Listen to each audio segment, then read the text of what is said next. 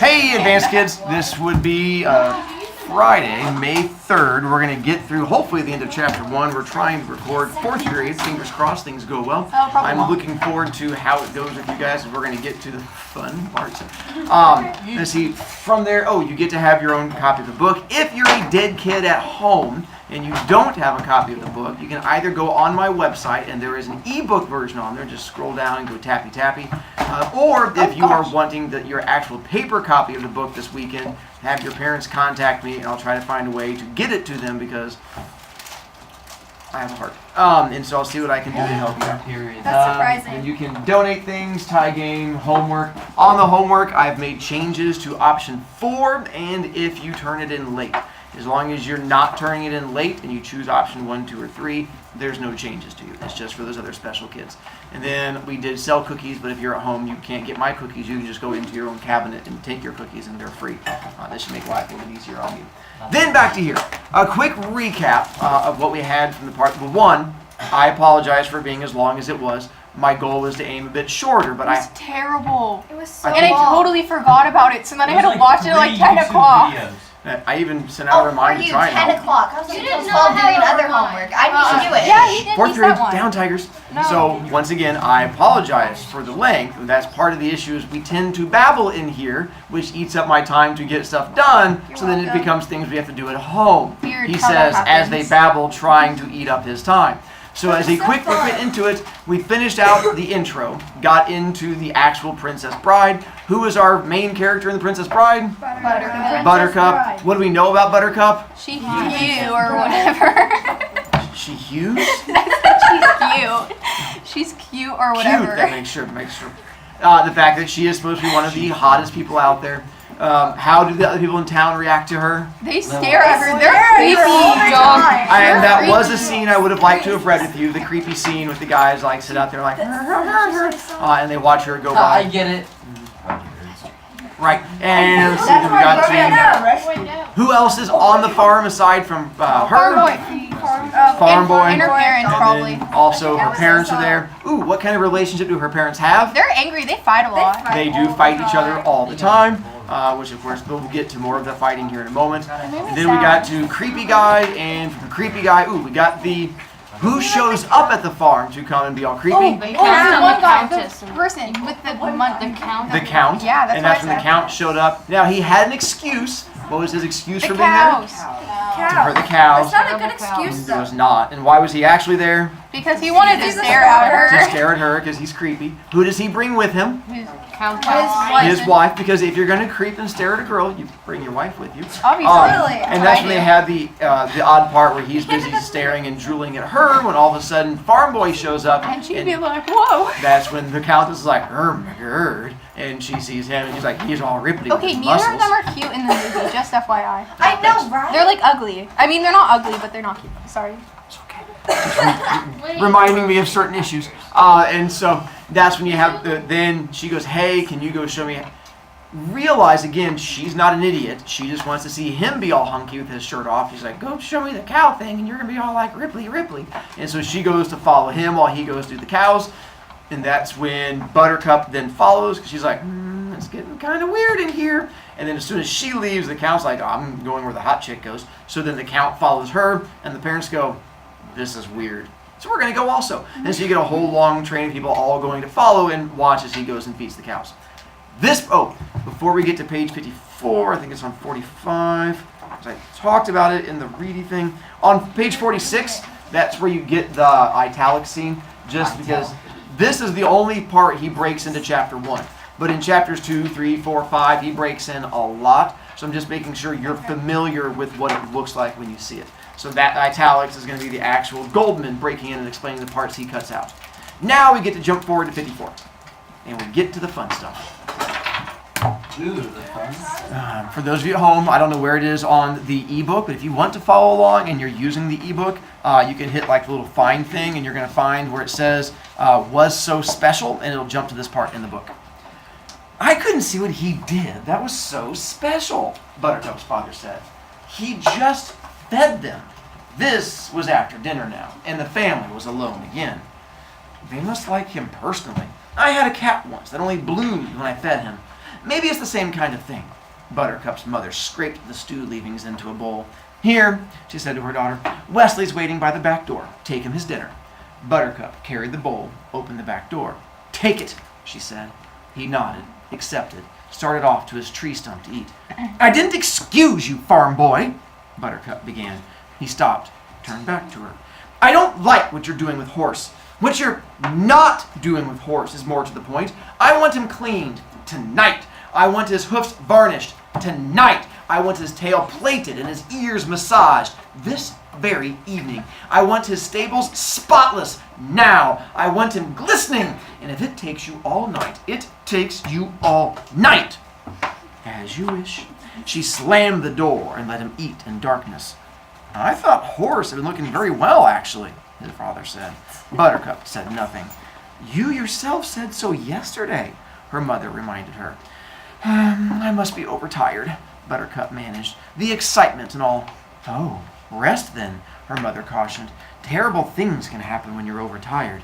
I was overtired the night your father proposed. Zing! Oh my God! 34 to 22. And pulling away. Buttercup went to her room. She lay on her bed. She closed her eyes. And the Countess was staring at Wesley. Buttercup got up from bed. She took off her clothes. She washed a little. Got into her nightgown. She slipped between the sheets, snuggled down, closed her eyes. The Countess was still staring at Wesley. Buttercup threw back the sheets, opened her door. She went to the sink by the stove, poured herself a cup of water. She drank it down. She poured another cup, rolled its coolness across her forehead. The feverish feeling was still there. How feverish? She felt fine. She was 17, not even a cavity. She dumped the water firmly into the sink, turned, marched back to her room, shut the door tight, went back to bed. She closed her eyes. The Countess would not stop staring at Wesley. Why? Why in the world would the woman in all the history of Florin, who was an always perfect, be interested in the farm boy? Buttercup rolled around in bed, and there simply was no other way of explaining that look. She was interested. Buttercup shut her eyes tight, studied the memory of the Countess. Clearly something about the farm boy interested her. Facts were facts. But what? The farm boy had eyes like the sea before a storm, but who cared about eyes? And he had pale blonde hair, if you like that sort of thing. And he was broad enough in the shoulders, but not all that much broader than the Count. And certainly he was muscular. But anybody would be muscular who slaved all day, and his skin was perfect and tan, but that again came from slaving in the sun all day. Who wouldn't be tan? He wasn't that much taller than the Count either, although his stomach was flatter, but that was because the farm boy was younger. Buttercup sat up in bed. It must be his teeth. The farm boy did have good teeth. Give credit where credit was due. White and perfect, particularly set against the sun-tanned face. Could it have been anything else? Buttercup concentrated. The girls in the village followed the farm boy around a lot whenever he was making deliveries. But they were idiots. They followed anything. And he always ignored them because if he'd ever opened his mouth, they would have realized that was all he had, just good teeth. He was, after all, exceptionally stupid. It was really very strange that a woman as beautiful and slender and willowy and graceful a creature, as perfectly packaged, as supremely dressed as the Countess, should be hung up on teeth that way. Buttercup shrugged.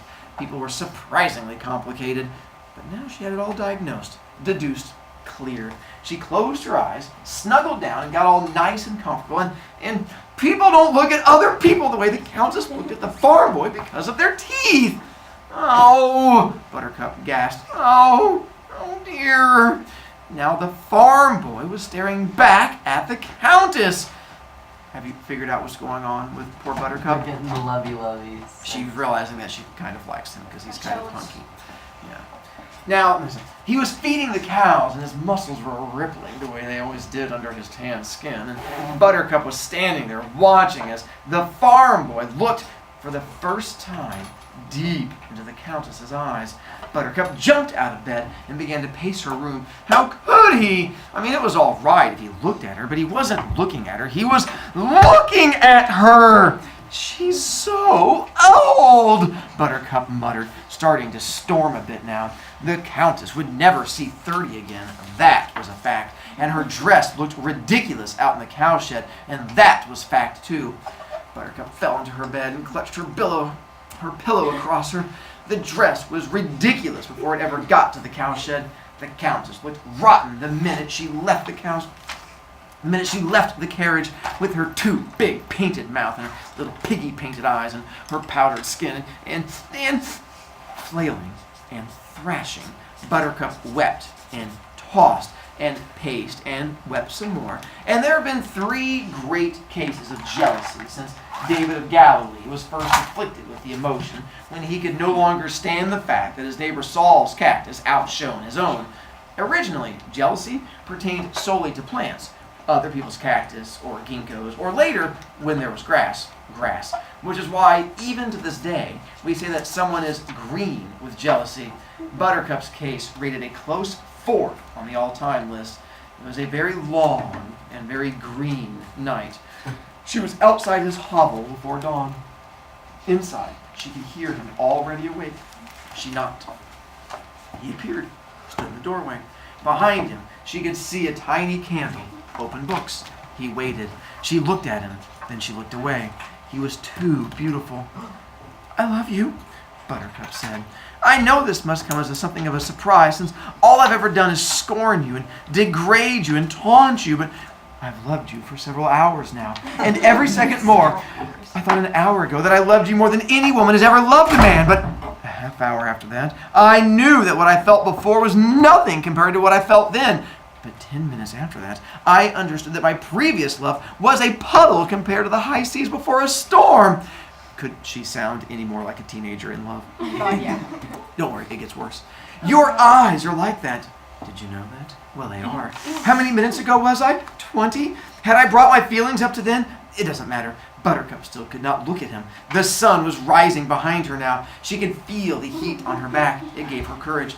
"I love you so much more now than 20 minutes ago that there cannot be comparison. I love you so much more now than when you opened your hovel door. There cannot be comparison. There's no room in my body for anything but you. My arms love you. My ears adore you. My knees shake with blind affection. My mind begs you to ask it something so it can obey. Do you want me to follow you for the rest of your days? I will do that. Do you want me to crawl? I will crawl. I will be quiet for you or sing for you. And if you are hungry, let me bring you food. Or if you have thirst and nothing will quench it but Arabian wine, I will go to Arabia, even though it's across the world, and bring a bottle back for your lunch.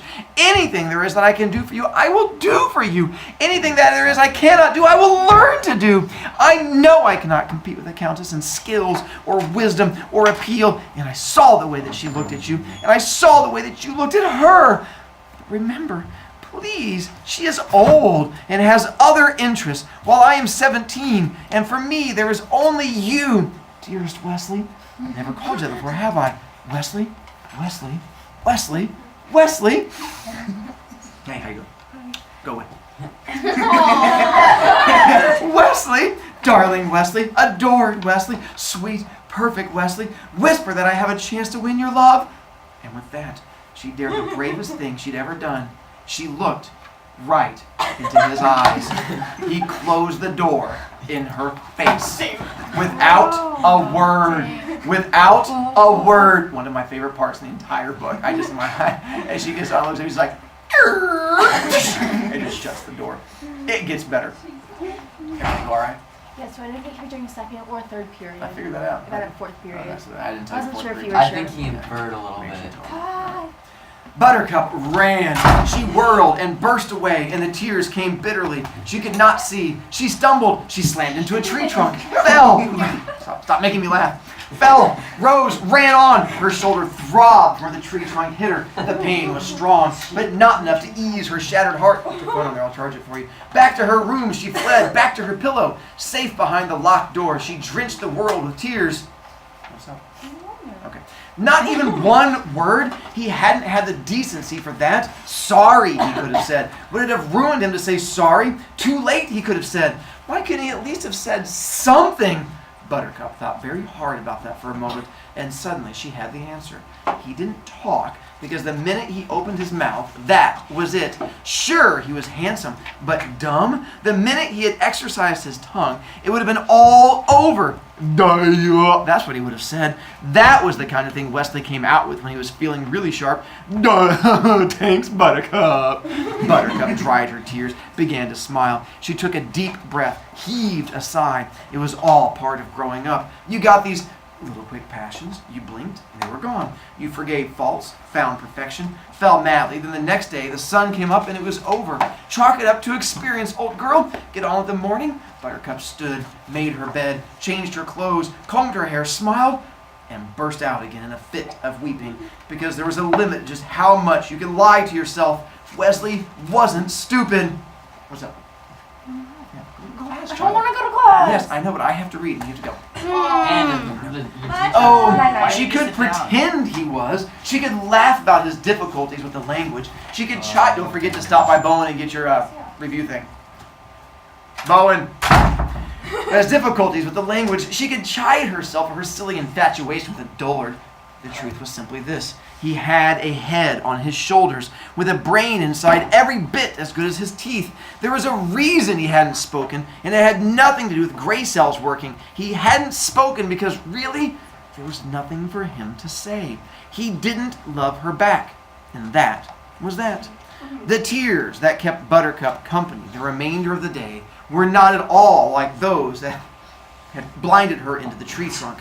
Those were noisy and hot. They pulsed. These were silent and steady, and all they did was remind her that she wasn't good enough. She was 17, and every male she'd ever known had crumbled at her feet, and it meant nothing. The one time it mattered, she wasn't good enough. All she knew really was riding, and how was that to interest a man when that man had been looked at by the Countess? And then he reminded her that you have to have over 40 points to be on the ground, and you're down in the low 20s, so being down there would cost you points. It was dusk when she heard footsteps outside her door. Then a knock. Buttercup dried her eyes. Another knock. Whoever is that? Buttercup yawned finally. Wesley. Buttercup lounged across the bed. Wesley? Do I know any Wes? Oh, farm boy. It's you. How droll.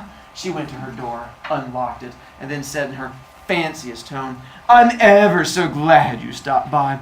I've been feeling just ever so slummy about the little joke I played on you this morning. Of course you knew I wasn't for a moment serious, or at least I thought you knew. But then, just when you started closing the door, I thought for one dreary instant, perhaps I'd done my little jest a bit too convincingly. And poor dear thing, you might have thought I meant what I said, when of course we both know the total impossibility of that ever happening. I've come to say goodbye. Buttercup's heart bucked, but she still held to fancy. Oh, you're going to sleep, you mean? And you've come to say good night? How thoughtful of you, farm boy, showing me that you forgive me for my little morning's tease. I certainly appreciate your thoughtfulness. And he cut her off. I'm leaving. Leaving? The floor began to ripple. She held on to the door frame. Now? Yes. Because of what I said this morning? Yes. I frightened you away, didn't I? I could kill my tongue. She shook her head and shook her head. Well, it's done. You've made your decision. Just remember this. I won't take you back when she's done with you. I don't care if you beg. He just looked at her. Buttercup hurried on. Just because you're beautiful and perfect, it's made you conceited. You think people can't get tired of you. Well, you're wrong. They can, and she will. Besides, you're too poor. I'm going to America to seek my fortune. This was just after America, but long after fortunes. A ship sails soon from London. There's a great opportunity in America. I'm going to take advantage of it. I've been training myself in my hovel. I've taught myself not to need sleep, a few hours only. I'll take a 10-hour-a-day job, and then I'll take another 10-hour-a-day job, and I'll save every penny from both, except what I need to eat to keep strong. And when I have enough, I'll buy a farm and build a house and make a bed big enough for two. You're just crazy if you think she's going to be happy in some run-down farmhouse in America. Not with what she spends on clothes. Stop talking about the Countess. as a special favor before you drive me mad. Buttercup looked at him. Don't you understand anything that's going on? Buttercup shook her head. Wesley shook his too. You never have been the brightest, I guess. Do you love me, Wesley? Is that it? He couldn't believe it. Do I love you? My God! If your love were a grain of sand, mine would be a universe of beaches. Wow. If your love were... I don't understand the first one yet, Buttercup interrupted. She was starting to get very excited now. Let me get this straight. Are you saying my love is the size of a grain of sand and yours is this other thing? Oh, images just confused me. So is this universal business of yours bigger than my sand? Help me, Wesley. I have the feeling we're on the verge of something just terribly important. I have stayed these years in my hovel because of you.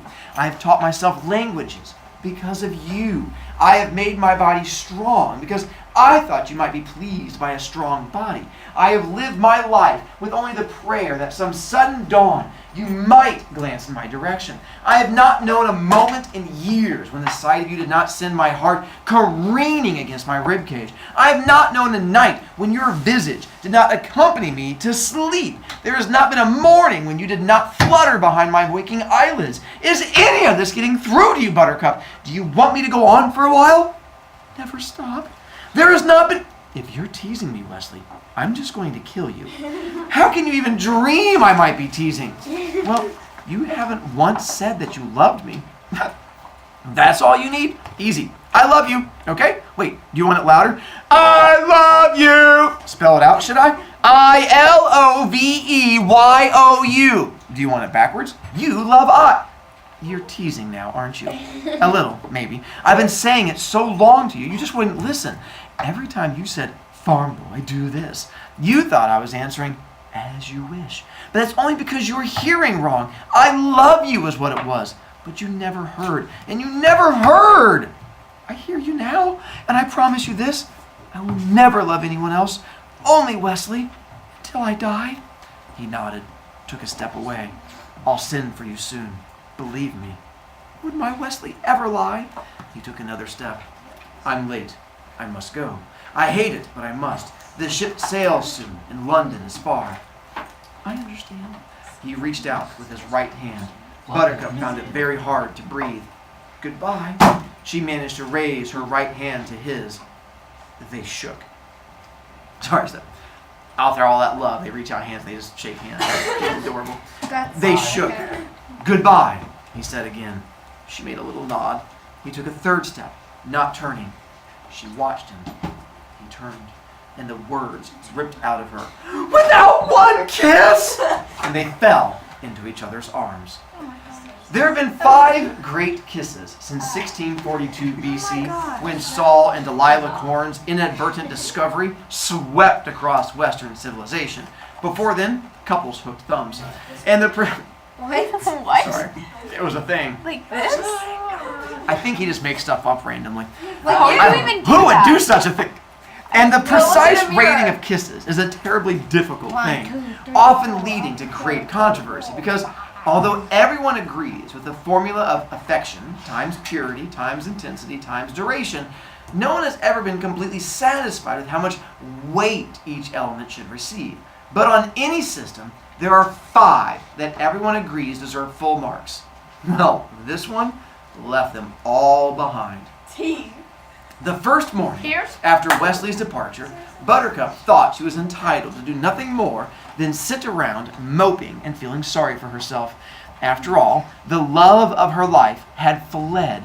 She had no meaning. How could you face the future? Etc., etc. But after about 2 seconds of that, she realized that Wesley was out in the world now, getting nearer and nearer to London. And what if a beautiful city girl caught his fancy while she was just back here moldering? Or worse, what if he got to America, worked his jobs, built his farm, made their bed, and sent for her, and when she got there, he would look at her and say, I'm sending you back. The moping has destroyed your eyes. The self-pity has taken your skin. You're a sloppy-looking creature. I'm marrying an Indian girl who lives in a teepee nearby and is always in the peak of condition. Because that's what guys would say. Buttercup ran to her bedroom mirror. "Oh, Wesley, I must never disappoint you." And she hurried downstairs where her parents were squabbling, 16 to 13 and not even past breakfast yet. "I need your advice," she interrupted. "What can I do to improve my personal appearance?" Start by bathing, her father said. "Oh, and do something with your hair while you're at it," her mother said. "Oh, unearth the territory behind your ears. Don't neglect your knees." Okay, that'll do nicely for starters," Buttercup said. Then she shook her head. Gracious, it isn't easy being tidy. Undaunted, she set to work. Every morning, she awoke, if possible by dawn, got the farm chores finished immediately. There was much to be done now with Wesley gone, and more than that, ever since the Count had visited, everyone in the area had increased his milk order, so there was no time for self-improvement until well into the afternoon. But then she really set to work. First, a good cold bath. Then, while her hair was drying, she would slave after fixing her figure faults. One of her elbows was just too bony, the opposite wrist not bony enough, and exercise what remained of her little baby fat, little that left now, she was nearly 18, and brush her hair. Her hair was the color of autumn, and it had never been cut, so 1,000 strokes took time. But she didn't mind, because Wesley had never seen it clean like this, and wouldn't he be surprised when she stepped off the boat in America? Her skin was the color of wintry cream, and she scrubbed her every inch well past glistening. And that wasn't much fun, really, but wouldn't Wesley be pleased with how clean she was as she stepped off the boat in America? And very quickly now, her potential began to be realized. From 20th, she jumped within 2 weeks to 15th, an unheard of change in such a time. But 3 weeks after that, she was already 9th and moving. The competition was tremendous now, but the day after she was 9th, a 3-page letter arrived from Wesley in London, and just reading it over put her up to 8th. That was really what was doing it for her more than anything. Her love for Wesley would not stop growing, and people were dazzled when she delivered milk in the morning. Some people were only able to gape at her, but many talked, and those that did found her warmer and gentler than she'd ever been before. Even the village girls would nod and smile now, and some of them would ask after Wesley, which was a mistake unless you happen to have a lot of spare time, because when someone asked Buttercup how Wesley was, well, she told them. He was supreme, as usual. He was spectacular. He was singularly fabulous. Oh, she could go on for hours. Sometimes it got a little tough for the listeners to maintain strict attention, but they did their best, since Buttercup loved him so completely. Which was why Wesley's death hit her the way it did. Why is that funny? It's not. He had written to her just before he sailed for America. The Queen's Pride was his ship, and he loved her. That was the way his sentences always went. It is raining today, and I love you. My cold is better, and I love you. Say hello to horse, and I love you. Like that. Aww. That's so cute. And yes, his death is funny, because Why is that funny? everything's hilarious. But that's sad. They were like in When love. you get past the sad part, that's funny. But they were cute together. They were, well, in the past. Then there were no letters, but that was natural. He was at sea. Then she heard. She came home from delivering the milk, and her parents were wooden. Off the Carolina coast, her father whispered. Her mother whispered, without warning, at night. What? From Buttercup. Pirates, said her father. Buttercup thought she'd better sit down. There was quiet in the room. He's been taken prisoner, then, Buttercup managed. Her mother made a no. It was Roberts, the dread pirate Roberts. Oh, the one who never leaves survivors. Yes, her father said. Quiet in the room. Suddenly, Buttercup was talking very fast. Was he stabbed? Did he drown? Did they cut his throat asleep? Did they wake him up, do you suppose? Perhaps they whipped him dead. She stood up then. I'm getting silly. Forgive me. She shook her head, as if the way they got him mattered. Excuse me, please. With that, she hurried to her room. She stayed there many days. At first, her parents tried to lure her, but she would not have it. They took to leaving food outside her room, and she took bits and shreds, enough to stay alive. But there was never noise inside, no wailing, no bitter sounds. And when she at last came out, her eyes were dry. Her parents stared up from their silent breakfast at her. They both started to rise, but she put a hand out. "Stop them. I can care for myself, please." And she set about getting some food. They watched her closely. In point of fact, she had never looked as well. She had entered her room as just an impossibly lovely girl. The woman who emerged was a trifle thinner, a great deal wiser, and an ocean sadder. This one understood the nature of pain, and beneath the glory of her features, there was character and a sure knowledge of suffering. She was 18. She was the most beautiful woman in 100 years, and she didn't seem to care. "You all right?" her mother asked. Buttercup sipped her cocoa. "Fine." "You're sure?" her father wondered. "Yes," Buttercup replied. There was a very long pause. "But I must never love again." She never did. And that's the end of chapter 1. So your checkpoint that I'm going to have you get to is the end of chapter 4. But before you freak out, hang on. Look at chapter 2, and you're going to see at the very, for those who get home, chapter 2 opens right there. That whole beginning part is him, this is Goldman talking to you, and he cuts out a huge chunk, like 60-some pages of it. So if you flip to page 77, you'll see that it's all of 5 pages. Don't stand up there now, I'll charge you points. I'm busy teaching. Then if you turn to the next page, you're going to get to chapter 3, the courtship. That's the only one that has any real length, because it's all of 8 pages. Then you're going to get to chapter 4, the preparation. You have to get to the end of chapter 4, because chapter 4 is really all of 1 page. And you're going to find out, well, It's One in like double-sided. one You have to read eighth. the talking. so once again, you're going to read all that. You don't have to read them talking. That way you can just go ahead and fail the test. It makes things easier. Oh, okay. Okay, right, silly question. So once again, as you get through it, your checkpoint will be chapter 5. Then when you get to chapter 5, that's going to take a while because it's 175 pages. And so that's the part that we'll get to next week. If you end up wanting to read past that, that's fine. Here, you are released. It's just chapter 4 is where you're going to try to get to. That was sad.